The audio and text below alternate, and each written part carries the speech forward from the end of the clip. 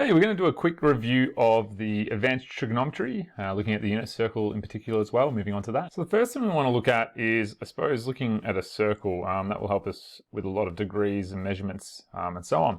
Now, you may be more familiar with the word degrees, and degrees comes from, 360 degrees. What that actually means is that if you do one full revolution, like you turn right around, you would have done 360 degrees. So if you start looking this way, okay, and you turn right around, you would have turned one full revolution. So it's a similar thing that we have in the metric system is we have, centimeters, meters, kilometers, and so on. Now there is an imperial system, which actually then measures in inches and feet and yard and so on. So it's a bit different. So this is a completely different way of measuring. Again, we can measure, instead of degrees, but measuring angles something, we can measure in what we call radians. So this can either be in degrees or this could be measured in radians. So how do we determine what a degree is? A degree is actually really split up into 360 bits of a full revolution. That is 1 degree. So if you divide it by 360 evenly, that full circle, you would have that. Note that there's 90 degrees in a quarter of a circle because 9, 18, 27, 360 would be in there. So 1 degree is really just looking at that and splitting it up. On the other hand, what is a radian? A radian is a little bit different, and it comes from the word radius. Now, how far do I need to turn? Well, let's just say that we have a radius length of, well, it doesn't really matter, but let's just call it r, for example. It could be the radius or anything like that. So if we had, any type of radius, how far would it need to go all the way around? Well, what we're talking about is where it came from is I really want to go right around a full circle. Now, I know my circles aren't quite good, but just for explanations. Looks quite lopsided. So we know that obviously to get the full way around the circle, well, that would be the circumference. And we know that the circumference is what? 2 times pi times the radius, right? So what we actually realized is that, well, what we can actually say 1 radian is actually, here. So 1 radian, what we're looking at is we're trying to talk about how far 1 radius gets you around the circle. And if you think about that, well, it doesn't matter what the radius is. Say if the radius was 1, right? Well, the circumference would be 2 pi, right? If the radius was 2, the circumference would be 4 pi, right? If the circumference was, if it was 1, it would be 2 pi. If it was 2, it would be 2 pi. If it was 3, it would be 6 pi, right? But obviously it would be bigger and bigger. Now, even if you looked at this one and you did just say a radius of 1 and you go, okay, that's 2 pi, right? And then you did a radius of 2, well, that's going to be, 4 pi is going to go right around, right? So we're going to have 4 pi right around here and so on. But let's just look at these two. Let's look at the first one where the radius is 1. Well, if we want to know what 1 radius is, we've got 2 pi lots of the radiuses in there, right? So it's actually 2 pi's of the radius, which is times r, which in this case is 1. So we've actually got 2 pi's of those. If you think of 2 pi, it's actually about, 6.3. So you've got 6.3 of them in there. So probably about, 1 here, 1, 2, 3, 4, 5, 6, and the 0.3 would be there. So notice 1 radii is actually here. Okay, another radii there, another radius is there. So this is the radius here. That would have a measurement of 1. That would have a measurement of 1. That would have a measurement of 1. That would have a measurement of 1. That would have a measurement of 1. That would have a measurement of 1. And that would have a measurement of about 0.3. Now, when we looked at the radius of 2, this was times 2, right? Or times the radius. So each radius in this case is 2. Notice it was actually 2 pi times 2, which gave us 4 pi. So again, if you looked at it in terms of the radiuses, how many of the radius would fit out? Because it's 2 here, you would have to go 2 around. There'd be 2 there. There would be 2 here. There would be another 2 to about here. There'd be another 2 to about here. There'd be another 2 to about here. There'd be another 2 to about here. And there'd be another 2 to about here. And then you'd have probably about, 0.6 here. Now, again, if this is the angle here, that is 1 radii, because the length of the radius is how far around the circumference it goes.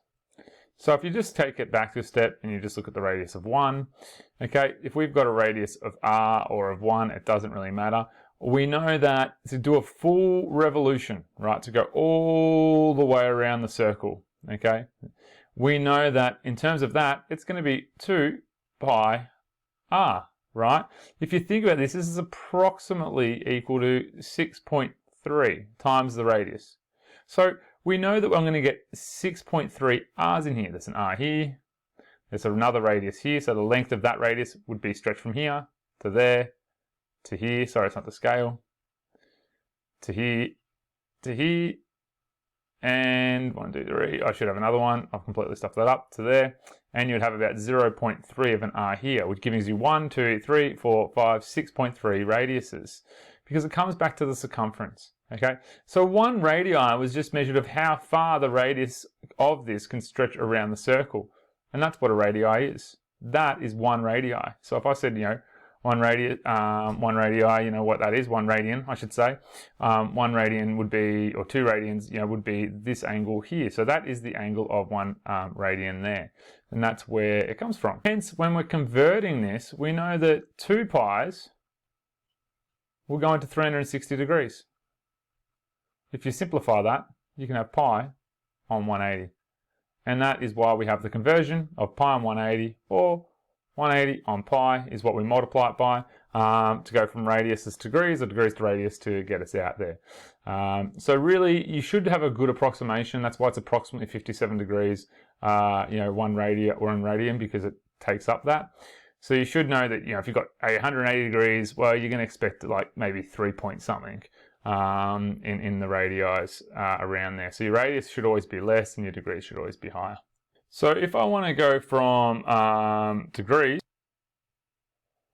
to radians, okay, well, I know if I want to go from degrees to radians, I'm going to need pi in my answer because we always express it using pi, right? So how I think of this, well, if I had, say, for example, I don't know, give us an angle. Let's go with 270 degrees, right? If I had 270 degrees, I wanted to go to the radians. Well, I know already that there's 2 pi in a full revolution, so it's going to be 1 pi plus a half pi is going to be 3 on 2 pi. So if I go from 270 to radians, and I want I want pi in there, I know I need to multiply this by pi on 180, because I need that pi in there. So now I can cancel that 270 and 180. That simplifies to 1.5, and that's how it equals. If I want to go from radians to degrees, well, I want to get rid of the pi, right? So I know, like, I might have, for example, 3 pi on 2, which we know is going to be 270 degrees, right? To get rid of that, well, obviously I want to get rid of the pi, so I know I've got to have the pi underneath the 180. So you're always going to times it by pi on 180 or 180 on pi, and all you need to know is, obviously, if you're going from degrees to radians, well, it's going to be pi on the top because you need a pi in your answer. And also, if it's going from radians to degrees, well, you've got to cross cancel out that pi, right? So we're going to cross cancel that out, and that will cross cancel that out, which will give me 90. And this will probably be the easiest way to do it. 3 lots of 90 is 270 degrees. Personally, I visualize this. I think of, okay, if I've got 270 degrees, I know that 2 pi is in 1 revolution, 1 full revolution of a circle. Start here, go around, that's 2 pi, right? Like, that is 2 pi if you turn around, like 360 degrees. If I just do half a circle then that would be pi, right? So I think of, 180 degrees is pi, and 270, well, I know that, you know, that is going to be from here to here. Well, that would be also pi to do this other 180, but it's only half of that, so that's to be pi on 2. So every 90 degrees has to be pi on 2, which you could add up to. But that's sort of how I break it down in my head, and I just think about it to see if the answer I get sounds reasonable or not. So that's how I know that, you know, 3 pi on 2 is the same thing as 270 degrees, because if I go around here, it's 1 pi plus a half a pi, which is 3 pi on 2.